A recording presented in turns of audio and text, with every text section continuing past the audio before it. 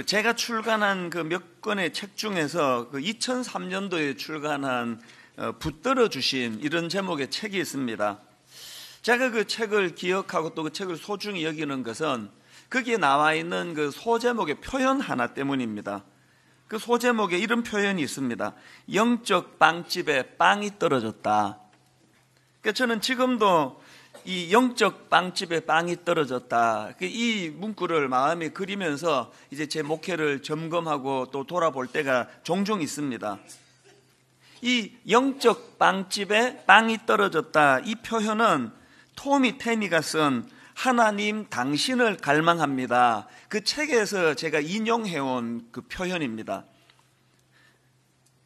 하나님 당신을 갈망합니다. 이 책에 보면은 그 책의 저자인 토미 테니가 구약 룻기 1장에서 그 나오미 일가족이 흉년으로 이제 고향 베들레헴을 떠나는 그 장면을 가지고 참 기가 막힌 그 적용 하나를 도출해 내는데요. 그 책에 이런 내용이 있습니다. 나오미와 그 남편 엘리멜렉과 두 아들이 고향을 떠나 모압으로 이주한 것은 베들레헴에 흉년이 들었기 때문이다. 베들레헴은 히브리어로 빵집이란 뜻이다. 그들이 빵집을 떠난 이유는 빵집에 빵이 없었기 때문이다. 참 중요한 컨셉 하나를 저는 이 책에서 발견하는데요. 베들레헴이라는 이름이 히브리어로 빵집인데 지금 흉년을 만나가지고 사람들이 베들레헴에서 먹을 게 없어가지고 베들레헴을 떠나고 있다는 겁니다. 그러면서 혹시 오늘날 교회가 이 빵 없는 빵집은 아닌가? 그래서 제가 그게 굉장히 제가 도전이 되었습니다. 빵집이라는 뜻을 가진 베들레헴이 먹을 것이 없어, 빵이 없어 베들레헴을 떠나는 이 아이러니가 이게 오늘 교회를 떠나는 수많은 사람들, 그래서 이게 오늘 교회의 현실은 아닌가라는 그 말씀 앞에 제가 많은 고민을 하고 또 아픔을 가지고 또 제 목회를 돌아보게 되는 것입니다. 혹시 분당 우리 교회는 빵 없는 빵집은 아닌가? 설교자도 있고 저렇게 주옥 같은 찬양도 있고 반주도 대단하고 모든 것을 다 갖추었는데 예수 그리스도가 보이지 않는 교회, 예수 그리스도의 복음이 나타나지 않는 교회, 십자가가 뭔지를 모르는 십자가가 빠져버린 교회, 이게 빵 없는 빵집 아니겠습니까? 그래서 저는 늘 이런 차원에서 하나님께 은혜를 구합니다. 하나님, 분당 우리 교회는 이찬수 목사라는 단임 목사만 드러나고 거기에 예수 그리스도는 흐릿해져 있는 이런 초라한 교회가 되지 않기를 원합니다. 그래서 저는 이 빵 없는 빵집이라는 이 컨셉을 머리에 담고 가끔씩 되뇌이는데요. 제가 오늘 본문을 묵상하다가 이 빵 없는 빵집이라는 컨셉, 이 베들레헴이 또 떠오르게 된 겁니다. 왜 그러냐 하니까 이 본문의 상황도 좀 비슷하기 때문입니다. 자, 2절 3절을 한번 보시겠습니까? 예루살렘에 있는 양문 곁에 히브리 말로 베데스다라 하는 못이 있는데 거기 행각 5이 있고 그 안에 많은 병자, 맹인, 다리 저는 사람, 혈기 많은 사람들이 누워 물의 움직임을 기다리니, 지금 이게 어떤 상황인가 하면은 오늘 본문의 배경인 이 베데스다라고 하는 연못 주변에 많은 사람들이 몰려 들어와 있는 겁니다. 그 왜 그러냐 하니까 베데스다 연못과 관련한 소문 때문이에요. 어떤 소문입니까? 4절을 보십시오. 이는 천사가 가끔 못에 내려와 물을 움직이게 하는데 움직인 후에 먼저 들어가는 자는 어떤 병에 걸렸든지 낫게 되미르라.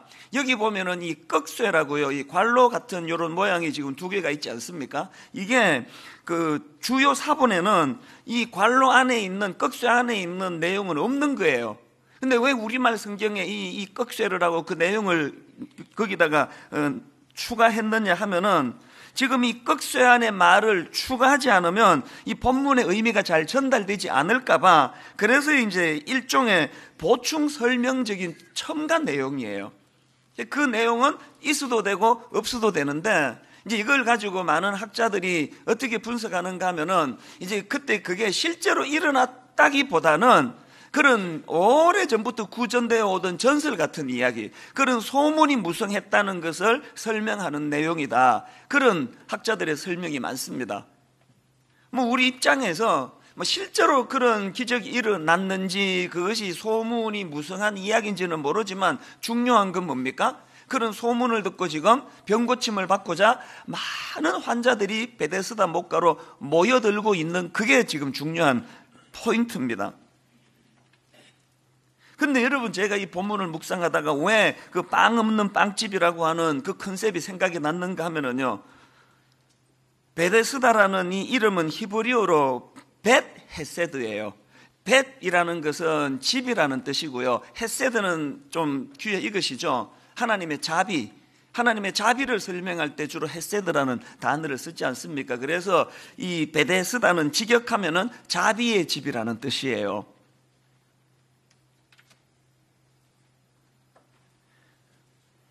빵집이라고 하는 뜻을 가진 베들레헴에 빵이 없어 사람이 떠나는 것처럼 자비의 집이라고 이름하는 이 베데스다에 지금 자비가 없습니다. 있는 건 경쟁뿐이에요. 왜? 무슨 소문이 지금 사람들 마음을 움직입니까? 천사가 물을 움직이게 한 후에 먼저 들어간 사람만 병이 고침받는다 그러더라. 그러니까 거기에 자비가 자리할 수 있는 공간이 없습니다. 다 라이벌이에요. 심하게 말하면 다 적들이에요. 나보다 먼저 뛰어 들어가는 그 사람은 다 적이에요. 내가 그 적들을 누르고 내가 먼저 들어가야 내 병이 고침받아요.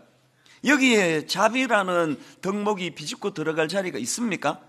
제가 오늘 이 본문 구도를 가만히 보니까 이게 꼭 우리나라 고3 교실 같아요. 우리 부모들이, 또 우리나라 사회가 우리 청소년들에게 참 못하는 많은 것 중에 하나가 교육이란 게 뭡니까? 남을 꺾는 법을 가르치는 거 아닙니까? 교육이라는 것이 경쟁한다, 고론하는 존재한다. 이게 우리나라 교육 현장의 구호 아닙니까? 전에도 한번 말씀드렸지만 제가 고3 청소년 부서를 맡을 때 그 시험을 앞두고 여학생 하나가 눈이 퉁퉁 붓도록 울고 왔어. 이미 집에서 올 때부터 울고 왔는데 저를 보면서 또 우는 게 뭐예요? 시험을 지금 준비를 해야 되는데 내 친구 중에 누가 노트를 훔쳐가 버렸습니다. 이게 지금 우리나라 교육 현장에서 일어나고 있는 경쟁의 모습 아닙니까? 그러니까 애들 머릿속에 쟤를 이겨야 내가 산다. 우리 둘째 아이가 지금 이제 고3이에요. 3년간의 긴 입시 부모 역할이 끝나자마자 이제 둘째가 고3인데 이 녀석이 지난 1월 달에 이제 최종 그 시험 당락이 다 결정이 되고 난 후에 이제 그 선배가 우리 교회 다니는 걸로 아는데요. 어떤 그 탁월한 실력을 가진 어떤 그 작년에 고3이죠. 걔가 이제 최종적으로 자기 원하는 대학에 안 돼가지고 이제 재수를 결심했다. 우리 둘째가 그 얘기를 듣고 엄청 열받는 거예요. 맞추어서 아무 데나 가지. 그 언니가 자기 라이벌이 됐다는 거예요. 이 아이가 갖고 있는 긴장감이 느껴지지 않습니까? 이게 지금 베데스다예요. 그러다 보니까 베데스다는 극심한 경쟁과 그 또 1등주의, 바로 1등주의.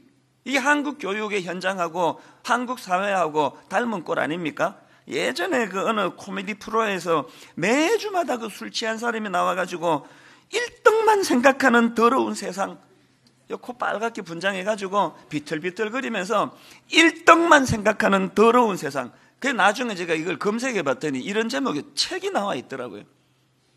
이게 지금 베데스다예요. 그런가 하면은 이렇게 무한 경쟁과 1등주의가 필연적으로 낳는 참 가슴 아픈 열매가 뭡니까? 패배의식, 그리고 울분, 분노. 오늘 본문에 나오는 이 38년 된 병자가 보여주는 모습이 딱 이것들을 버무린 모습이에요. 지금 예수님께서 그 베데스다에 나타나셔가지고 38년 된 병자에게 이렇게 질문을 드립니다. 6절입니다. 예수께서 그 누운 것을 보시고 병이 벌써 오래된 줄 아시고 이러시되 내가 낫고자 하느냐. 여러분, 이렇게 질문하면은요, 대답은 둘 중에 하나예요. 네, 원합니다. 혹은 아니요, 원하지 않습니다. 네가 낫고자 하느냐에 대한 답은 둘밖에 없는데요, 이 38된 병자는 그 질문에 대하여 다른 답을 하고 있습니다. 자, 7절을 보십시오. 병자가 대답하되 주여, 물이 움직일 때에 나를 못에 넣어주는 사람이 없어 내가 가는 동안에 다른 사람이 먼저 내려가나이다. 예수님이 지금 상황을 물었습니까?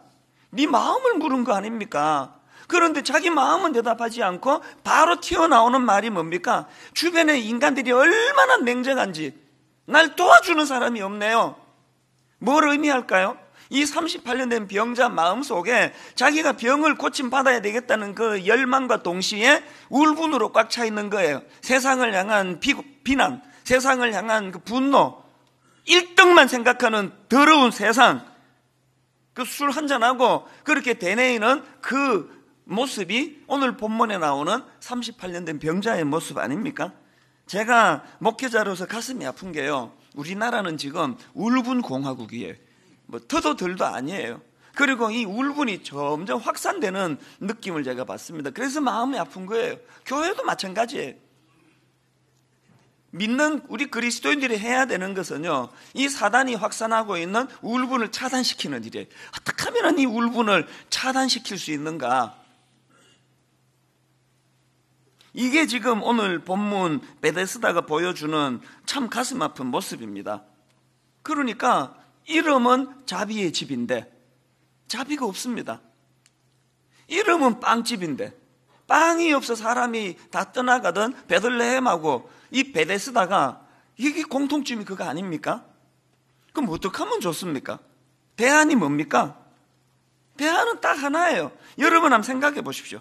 그 극심한 경쟁의 장에서 낙오가 돼가지고 절망하던 38년 된 그 병자가 그 지긋지긋한 그 비참한 자리를 벗어날 수 있었던 근본적인 열쇠는 거기에 예수 그리스도가 나타나셨다는 거예요. 다른 말로 하면 이 38년 된 병자가 예수 그리스도를 만났기 때문이라는 겁니다. 이건 교회도 마찬가지예요. 여러분, 교회는 자칫 잘못하면 빵 없는 빵집 되기 너무 좋은 공동체예요.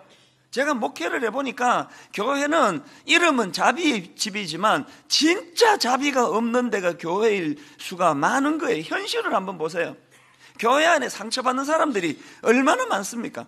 교회 안에 이 빵이 없어 영적으로 굶주리는 사람들이 얼마나 많으냐고요. 그렇기 때문에 어떻게 하면 좋습니까? 거기에 그냥 38년 된 병자 옆에 아주 정이 많은 한 사람이 나타나가지고 그래서 그 문제가 해결된 게 아닙니다. 그런 일은 잘 일어나지 않습니다. 자비의 집이라고 하면서 자비는 눈 씻고 찾아볼 수 없던 그곳에 예수 그리스도가 나타나셨기 때문에, 그래서 저는 목회자로서 자꾸 점검을 하는 겁니다. 하나님, 분당 우리 교회가 지금 막 굉장히 많은 사람이 모이고 막 무슨 치유 프로그램 대단하고 막 여러 가지 뭐 좋은 순수 행사 다 갖추고 있는데, 하나님, 그런데 여기에 지금 빵이 없는 거 아닙니까? 복음이 없는 거 아닙니까? 하나님, 분당 우리 교회가 그 담임 목사라고 하는 제가 너무 자꾸 큰 그 역할을 하는 것 때문에 혹시라도 제가 예수님을 지금 가리고 있는 건 아닙니까? 그게 제가 두려운 거예요. 제가 이런 두려움으로 고민할 때 여러분은 여러분의 이 교회에서의 신앙생활을 어떻게 점검해야 되느냐? 내가 지금 저 설교자를 너무 많이 지금 주목하는 건 아닌가? 내가 저 설교자의 영향을 너무 많이 받는 거 아닌가? 그 다 병든 거예요. 사람을 너무 많이 의지하는 것 자체가 병든 거예요. 베데스다에는 그를 도와주는 사람은 없습니다. 그렇기 때문에 분당 우리 교회에 담임 목사나 우리 교역자나 누구를 위시하고 순장이든 누구든 사람을 의지하는 교회가 아니라 예수님이 주인공 되는 교회, 예수님이 일하시는 교회, 예수님이 만나주시는 교회, 분당 우리 교회는 예수님이 주인공 되시는 교회가 되기를 바랍니다. 자, 그러면 질문이 이거 아닙니까? 그럼 예수님은 영적인 분이신데 눈에는 안 보이는데 이 교회가 예수님이 주인이 되시고 예수님이 운행하시는지 안 하시는지 어떻게 아느냐는 거예요. 그 제가 오늘 이 본문을 가지고, 여러분, 바람이 이렇게 썩 지나가면은 눈에는 안 보이지만 흔적이 있잖아요. 이 바람이 지나갔던 다 느낄 수 있지 않습니까? 예수님이 눈에 보이지 않지만 이 교회 안에 예수님이 일하시는지 안 하시는지는 예수님의 흔적을 보면 알아요. 그래서 제가 오늘 본문 속에서 베데스다에 나타나신 예수님께서 일하셨던 모습을 보면서 이 흔적들이 이 교회에 있으면 이 교회에 예수님이 일하시는 거고, 없으면 우리가 정말 눈물로 회개해야 되는데요. 그런 맥락에서 여러분, 저는 오늘 본문에서 보여지는 예수님의 모습 한 3가지를 점검하려고 하는데, 여러분, 첫째로요, 베데스다에 나타나신 예수님께서 보이신 첫 번째 모습이 뭐냐? 약자에 대한 관심입니다.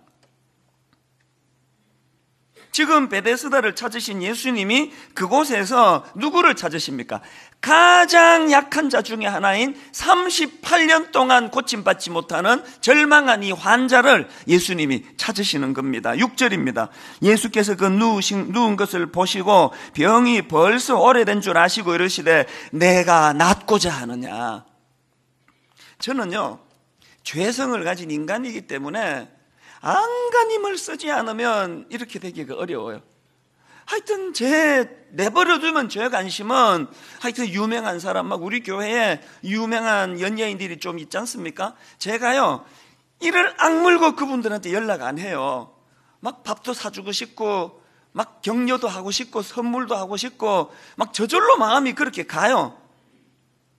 이번에도 국회의원 선거가 있었지만 마음이 자꾸 내버려두면 그런 어떤 중요한 역할을 하는 이런 분들에게 자꾸 마음이 가요. 이를 악물고 연락을 안 해요.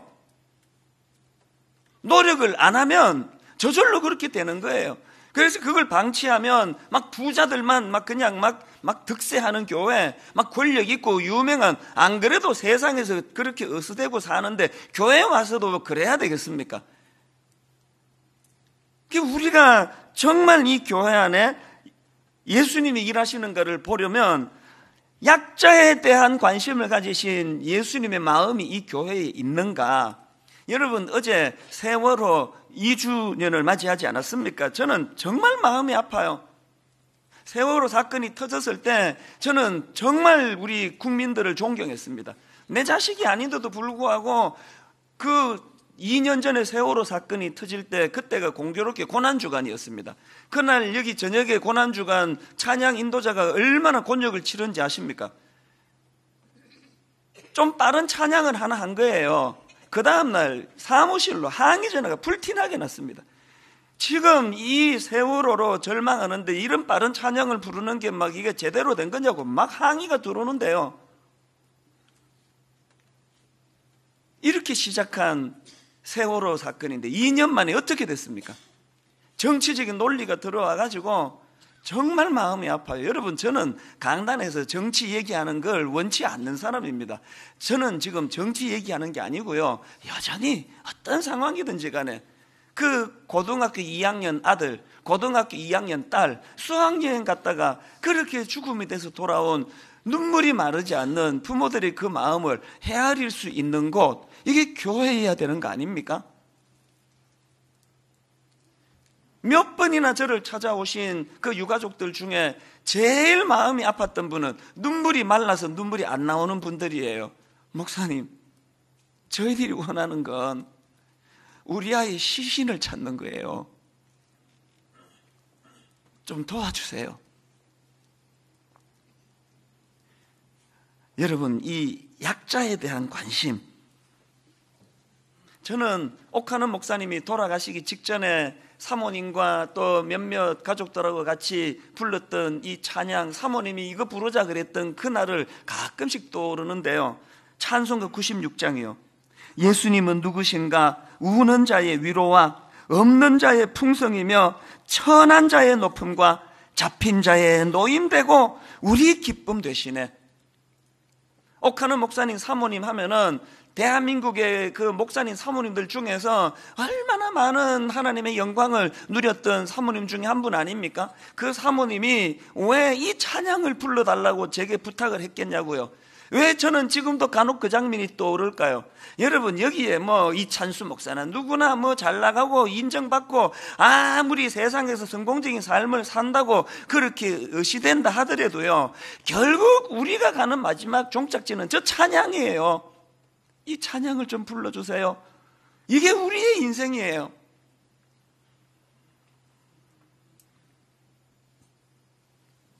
그래서 로마서 12장 15절은 분당 우리 교회의 구호입니다. 즐거워하는 자들과 함께 즐거워하고 우는 자들과 함께 울라. 교회 안에 이 정신이 있습니까? 예수님이 주인공인 교회예요. 교회 안에 이 정신이 없습니까? 영적인 회복을 회개하면서 사모해야 되는 상황입니다. 그런가 하면 두 번째로 오늘 본문에서 보여주시는 예수님의 모습은 능력, 병을 고쳐주시는 능력의 주님. 8절을 보십시오.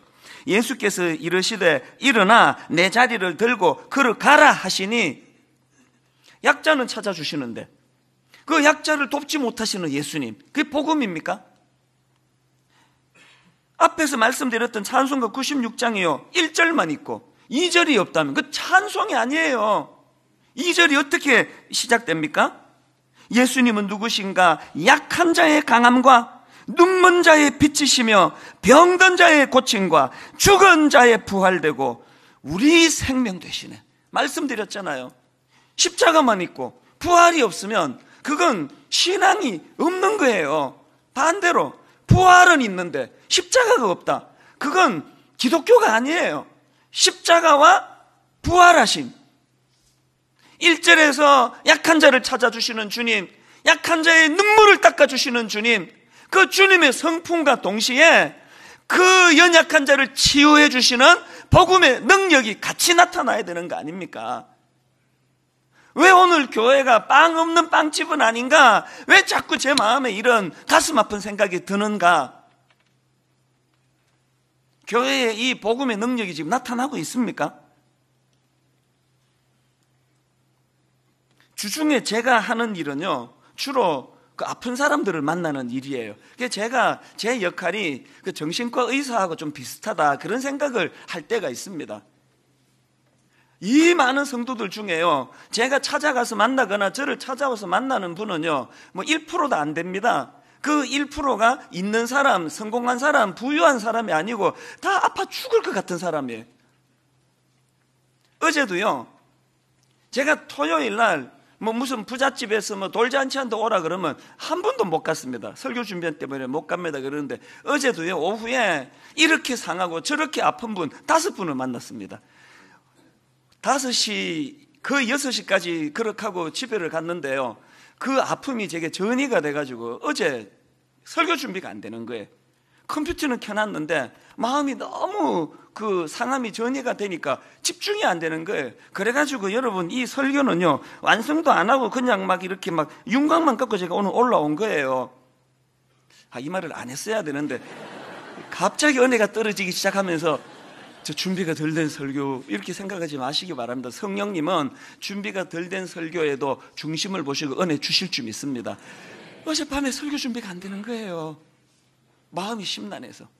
제가 이를 악물고 싸우는 게 뭔지 아십니까? 아버지, 저는 울분의 확산을 막는 종이 되기를 원합니다. 그리고 하나님, 그 일을 위해서 제가 좀 버겁습니다. 제가 이를 악물고 주님 앞에 구하고 또 구하는 게 뭔지 아십니까? 하나님, 제가 좀 잘 버틸 수 있게 해주세요. 저도 어떨 때는 마음이 힘들어요.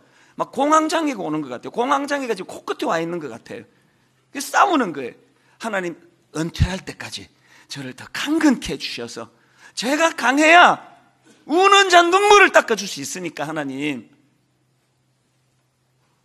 교회가 이 약한 자 눈에 눈물을 보는 긍휼도 있어야 되지만 교회는 그 약한 자의 눈물을 치유해 주시는 복음의 능력이 나타나야 되는 줄로 믿습니다.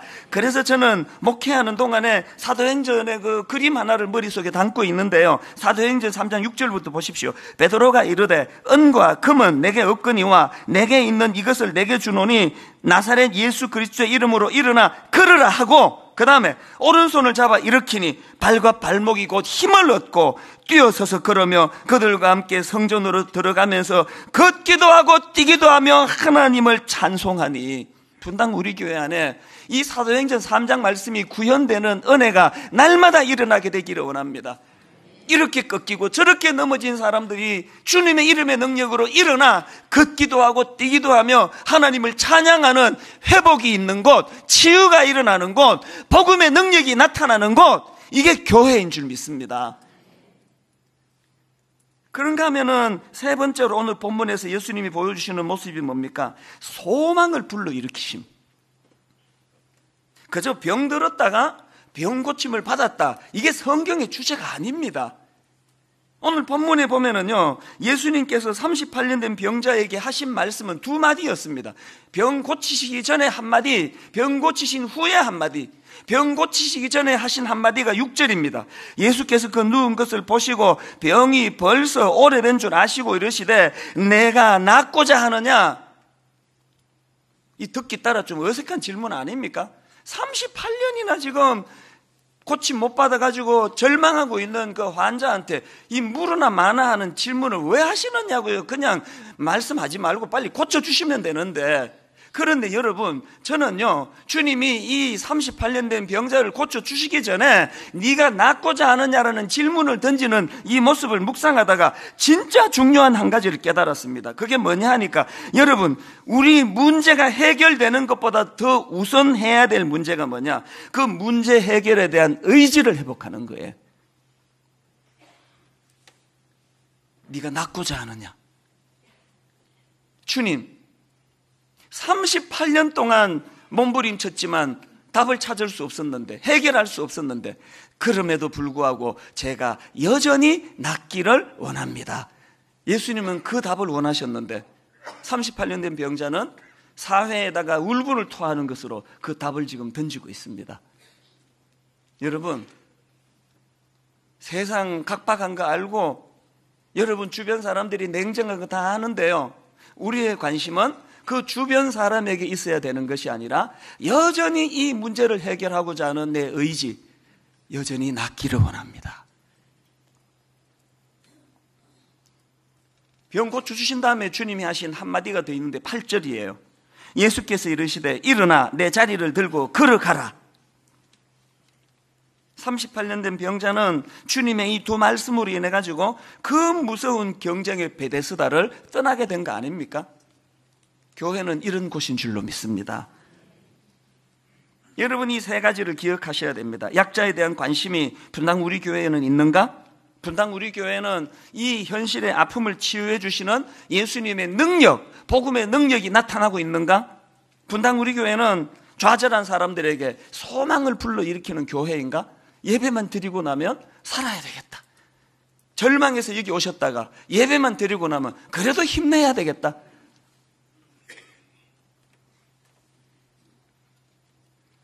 저는 분당 우리 교회가 빵 없는 빵집이 되기를 원치 않습니다. 저는 분당 우리 교회가 이름만 자비의 집이고 실제로는 세상과 하나도 다를 게 없는, 냉정하게 짝이 없는 그런 사람들만 모인 교회가 되기를 원치 않습니다. 여러분, 오늘은 장애인 주일이에요. 여러분들이 우리 교회 장애인 사역을 놓고 기도하실 기도 제목이 있는데요, 우리 교회가 펼치고 있는 장애인 사역이 크게 네 갈래로 이제 정리가 되는데, 여러분에게 드린 이 책자 안에 다 담겨 있습니다. 기도해 주실 첫 번째 제목은 장애인 주일학교예요. 지금 우리 교회 안에 장애인 주일학교가 학생부가 있고 청년부가 있는데 얼마나 진짜 감사한 일이 많이 일어나는지 모릅니다. 그런가 하면은 두 번째로 한마음 복지관. 여러분이 한마음 장애인 복지관은요, 우리나라 단일 장애인 복지관으로 하루 출입하는 숫자가 가장 많은 곳이에요. 장애인, 비장애인 합쳐가지고 1,800명이 하루에 이 공간을 출입합니다. 많은 봉사자들을 위해 기도해 주셔야 됩니다. 그런가 하면은 세 번째로 한마음 스토어가 있는데요, 여러분 나가시다가 그 봉투를 드릴 텐데 이거 다 받아가셔야 됩니다. 그 봉투에다가 다음 주일 오실 때 여러분 안 쓰는 물건들을 다 담아갖고 오세요. 제 얘기 잘 들으셔야 됩니다. 안 쓰는 물건입니다. 못 쓰는 물건 아닙니다. 그 안 쓰는 물건을 갖고 오셔야 됩니다. 작년에 딱 오늘 이맘때 이 기부 행사를 했는데 여러분이 가져다 주신 안 쓰는 물건이 12만 점이었습니다. 진심으로 감사하고 또 존경합니다. 여러분, 우리 교회가 운영하는 이 한마음 스토어가요, 거기에 장애인 직원이 17명입니다. 지난 한 해 6,100만 원의 수입이 생겼습니다. 여러분들이 안 쓰는 물건을, 옷가지를 갖다 주면 장애인들이 그거를 분류하고, 장애인들이 세탁하고, 장애인들이 그걸 팔아가지고 장애인들이 1년에 6,100만 원 수입을 남기는 곳이 한마음 스토어예요.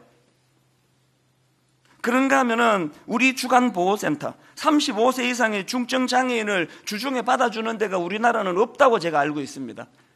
우리 교육관 구청에서 지금 35세 이상 중증 장애인들이 거기서 일상의 생활을 누리고 있습니다. 우리 주차장 1층은 그들에게 양보를 해서 주중에 저도 거기에 차대지 않습니다. 특별한 경우가 아니고는. 이 네 기둥을 놓고 여러분 기도를 부탁하시는데, 저는 오늘 설교의 결론을 이렇게 마무리하기 원합니다. 1부부터 오늘 5부까지 우리 장애인들이 간증을 하는데요, 영상 하나를 먼저 보시고 난 다음에 우리 오나현 자매, 뇌병변 장애를 갖고 있는 오나현 자매의 간증을 들어보실 텐데, 여러분들이 오늘 많은 생각을 하시면서 더군다나 예수님이 이 교회의 주인이신가, 그 질문을 가지고 영상을 보시고 간증을 들으시기를 바랍니다. 같이 보시겠습니다.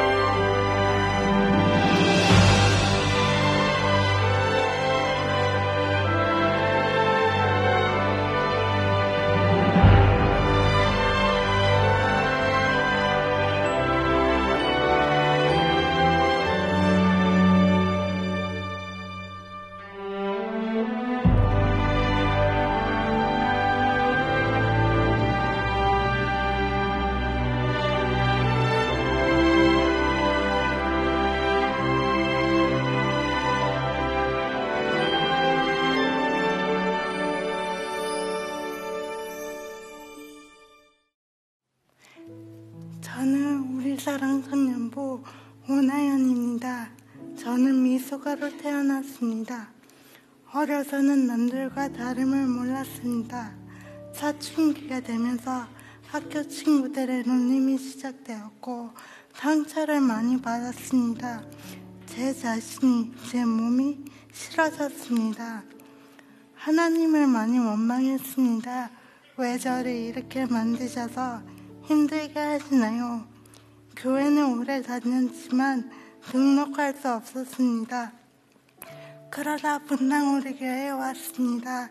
뜨거운 찬양과 담임 목사님 말씀에 은혜를 받았습니다. 재작년 겨울 우리 사랑 청년부가 시작된다는 이야기를 들었습니다. 처음으로 교회에 등록하고 또래 친구를 만나는 기회였습니다. 저는 내성적이어서 5손가락으로 세어도 남을 만큼 친구가 없었습니다. 그런데 막상 찾아가려니 걱정이 밀려왔습니다. 잘 적응할 수 있을까? 작년 예배만큼 은혜가 될까? 하지만 모든 염려는 기우였습니다. 청년부에서 함께 예배드리며 샬롬을 나누고 있습니다. 형제 자매들에게서 하나님의 사랑을 배웁니다. 친구 같은 가족을 많이 만났습니다. 저에게 꿈이 생겼습니다. 저보다 힘든 분들에게 하나님의 사랑을 전하고 싶습니다. 우리 형제 자매들은 주님의 특별한 자녀답게 밝은 빛을 전하며 살아갈 것입니다. 이제야 하나님의 음성을 듣습니다. 내 딸 나연아, 괜찮다. 내가 항상 함께 할게. 그리고 사랑할게. 여러분과 함께 걷는 이 길이 참 좋습니다. 좋아하는 말씀을 암송하고 마치겠습니다. 우리가 알거니와 하나님을 사랑하는 자, 곧 그의 뜻대로 부르심을 입은 자들에게는 모든 것이 합력하여 선을 이루느니라.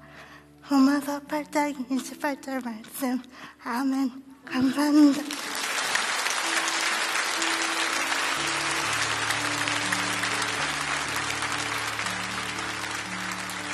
우리 다시 한번 귀한 나연 자매 큰 박수로 축복합니다.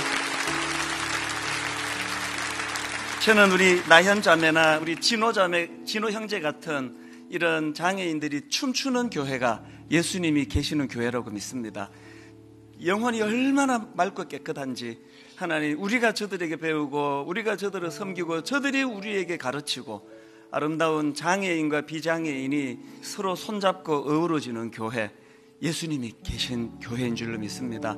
오늘 말씀을 생각하시면서 여러분, 우리 이 찬양 주는 완전합니다. 가사가 이렇습니다. 주여 우리 연약합니다. 우리 오늘을 힘겨워합니다.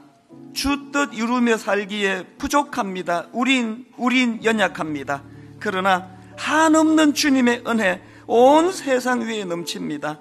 가릴 수 없는 주 영광 온 땅 위에 충만합니다. 이 충만함이 장애인과 비장애인을 가리지 않고 임하시는 하나님의 은혜인 줄 믿습니다. 가사를 생각하시면서 우리 이렇게 찬양합니다. 주여 우린 연약합니다. 주여 우린 연약합니다. 우린 오늘을 힘겨워합니다. 우린 오늘을 힘겨워합니다. 주 뜻 이루며 살기엔 주 뜻 이루며 부족합니다. 우린 연약합니다. 너나 없이 우리 모두는 주여 우린 넘어집니다. 주여 우린 넘어집니다. 오늘 하루 또 실수합니다. 오늘 하루 또 실수합니다. 주의 긍휼을 구하는 죄인입니다. 주의 긍휼을 구하는 죄인입니다. 우린 주만 바라봅니다. 그래서 우리에게 은혜가 필요한 거 아닙니까? 한없는 주님의 은혜, 온 세상 위에 넘칩니다. 가릴 수 없는 주 영광, 온 땅 위에 충만합니다. 주님만이 길이오니 우린 그 길 따라갑니다. 우리 그 길 따라갑니다. 그날에 우릴 이루신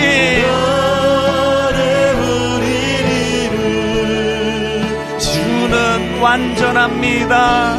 주는 완전합니다. 다시 한번 고백하시겠습니까? 주여, 우린 연약합니다. 주여, 우린 연약합니다. 우린 오늘을 힘겨워합니다. 오늘을 힘겨워합니다. 주 뜻 이루며 살기엔 주 뜻 이루며 살기엔 부족합니다. 부족합니다. 우린 연약합니다.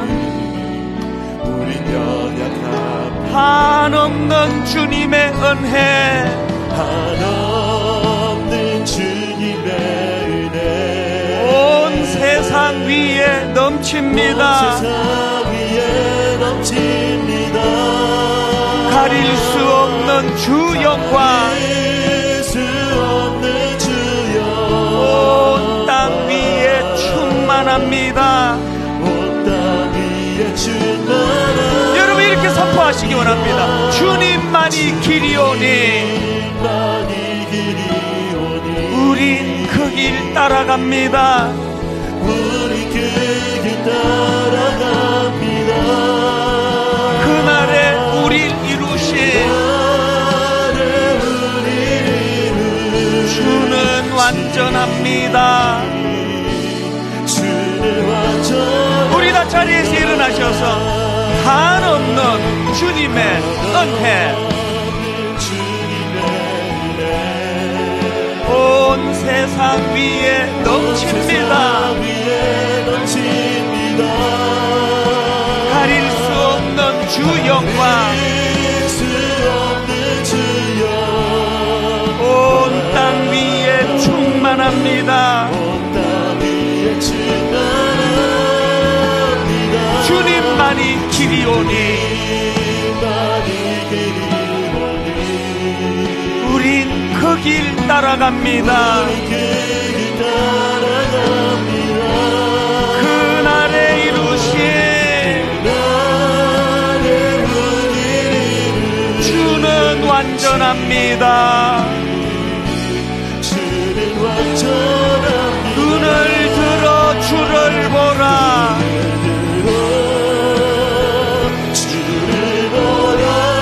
내 모든 염려 주께 맡겨라. 슬플 때에 주님의 얼굴 보라. 사랑의 주님 안식 주리라. 눈을 들어 주를 보라.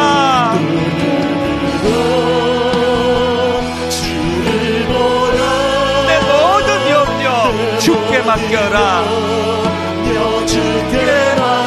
슬플 때에 주님의 얼굴 보라.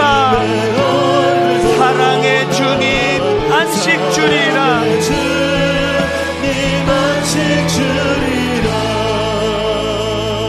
여러분, 뇌병변 장애로 육신이 불편한 그 나연 자매가 갖고 있던 꿈 이야기 들으셨습니까?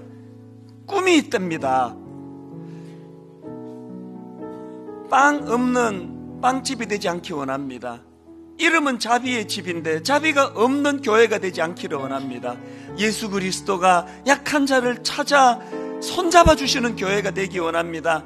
약한 자 꿈꾸는 교회가 되기를 원합니다.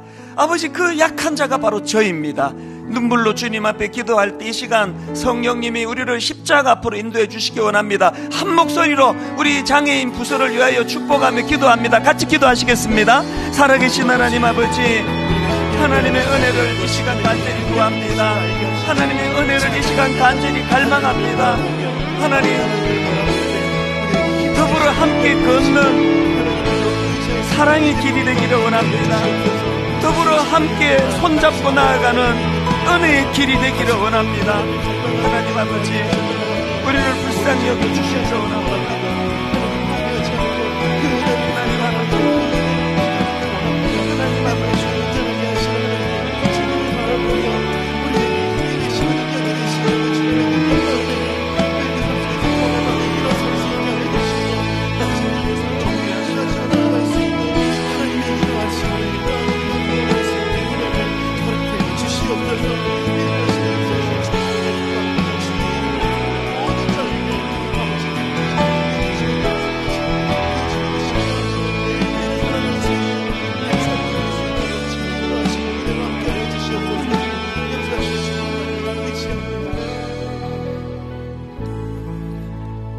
영접하는 자, 곧 그 이름을 믿는 자들에게는 하나님의 자녀가 되는 권세를 주셨으니 이는 혈통으로나 육정으로나 사람의 뜻으로 나지 아니하고 오직 하나님께로부터 난 자들이니라.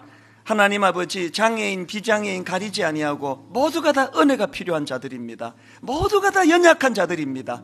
하나님, 주님의 이 능력이 이 교회 안에 나타나기를 원합니다. 주님의 그 정신이 이 교회 안에 살아나기를 원합니다.